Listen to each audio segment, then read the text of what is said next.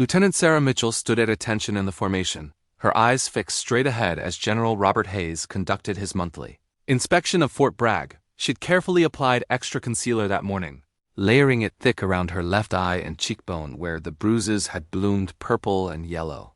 The makeup felt heavy on her skin, a mask she'd learned to wear as carefully as her uniform. The general moved down the line, his weathered face stern but not unkind, pausing briefly at each soldier. Sarah's heart hammered against her ribs. She'd been in the army for 6 years, deployed twice to Afghanistan, earned a Bronze Star for her service. But standing here, trying to hide the evidence of last night's fight with her husband Marcus, she felt smaller than she ever had under enemy fire. When the general stopped in front of her, his eyes swept over her uniform with the precision of someone who missed nothing. Then his gaze landed on her face, and she saw something flicker in his expression. But what happened next changed not just Sarah's life, but the lives of dozens of soldiers who came after her. Stay with me because this story needs to be heard. Lieutenant Mitchell, the general said quietly, his voice pitched low enough that only she could hear. Report to my office at 1400 hours. It wasn't a request. Sarah's stomach dropped. She nodded crisply, managing a tight, "Yes, sir," before he moved on. The rest of the inspection passed in a blur of anxiety. She knew the makeup hadn't held. She knew he'd seen. And now she'd have to face whatever came next. At exactly 2 o'clock, Sarah stood outside the general's office, her hand raised to knock, her mind racing through explanations and excuses. She'd rehearsed them all. Fell during PT, clumsy accident, walked into a door. The same lies that had become as familiar as breathing. But when she entered and saw the general's expression, something in her carefully constructed walls began to crack. "Sit down, Lieutenant," he said, gesturing to the chair across from his desk. His office was exactly what she'd expected. Citations on the walls, photos from various deployments, an American flag in the corner. But what she hadn't expected was the framed picture on his desk of a young woman who looked strikingly like the general, her smile bright and full of life. He followed her gaze and picked up the frame. "My daughter, Emily, she was a captain in the army, brilliant officer, decorated soldier, tough as they come." He paused, and Sarah noticed his use of the past tense. "She hid her bruises too." The words hit Sarah like a physical blow. She opened her mouth to deny it, to offer one of her practiced explanations. But the general raised his hand. "I'm not asking you to confirm or deny anything right now, Lieutenant. I'm just going to tell you a story and you're going to listen." He set the picture down carefully, his fingers lingering on the frame. Emily met her husband at a military ball. He was charming, attentive, seemed perfect. After they married, things changed. It started small, the way it always does, criticism, isolation. Then one day, it wasn't just words anymore. Sarah's throat tightened. She wanted to interrupt, to leave, to run from this conversation that was cutting too close to her own truth. But something kept her frozen in her chair.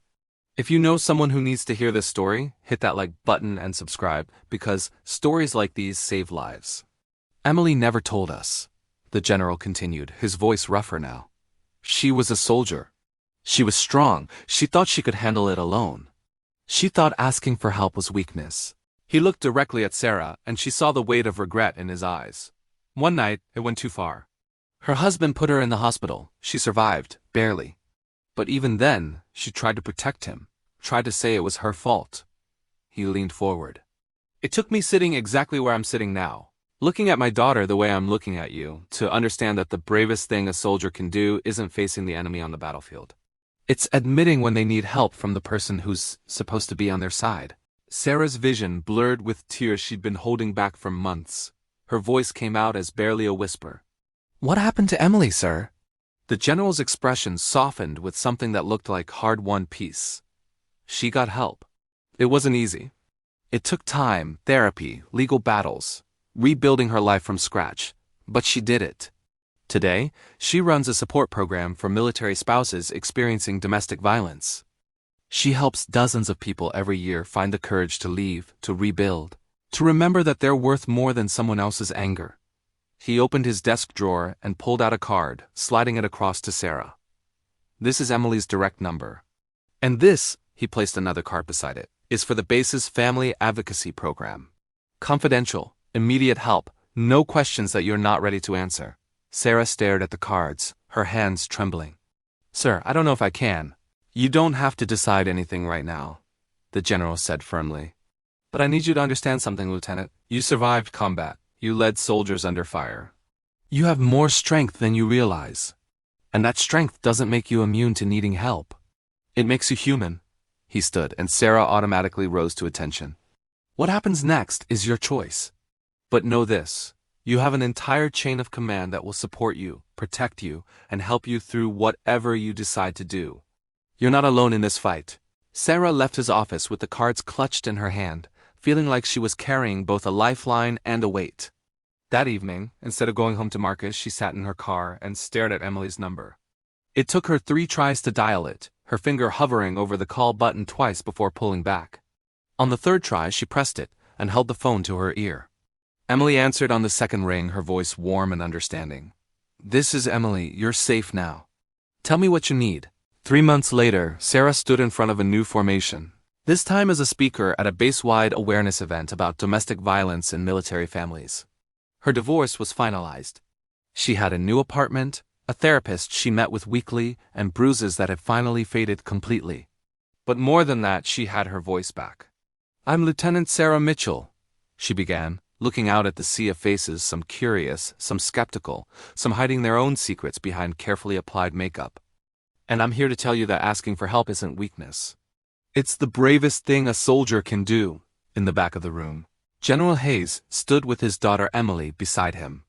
They watched as Sarah shared her story, watched as other soldiers approached her afterward, some asking quiet questions, some slipping cards into their pockets. The general felt Emily's hand squeeze his arm. You did good, Dad, she whispered. He shook his head. Sarah did the hard part. I just opened the door. But they both knew that sometimes opening the door was everything. Sarah's story is just one of thousands, but it matters because she found the courage to walk through that door when someone held it open. If you or someone you love is experiencing domestic violence, military or civilian, know that help is available. The National Domestic Violence Hotline is available 24/7. You deserve safety. You deserve respect. You deserve a life without fear. And to every person watching this who has the power to be like General Hayes, to notice, to care, to offer that door, your awareness could save a life. Don't look away from the bruises, the excuses, the signs. Be brave enough to ask the hard questions. Drop a comment below if this story moved you, or if you've ever been that person who opened the door for someone in crisis. Share this video because someone in your life might need to hear that they're not alone, that help exists. And that choosing to survive, to leave, to rebuild, is the most courageous decision they'll ever make. Strength isn't staying in the fight that's destroying you. Strength is knowing when to fight for yourself instead.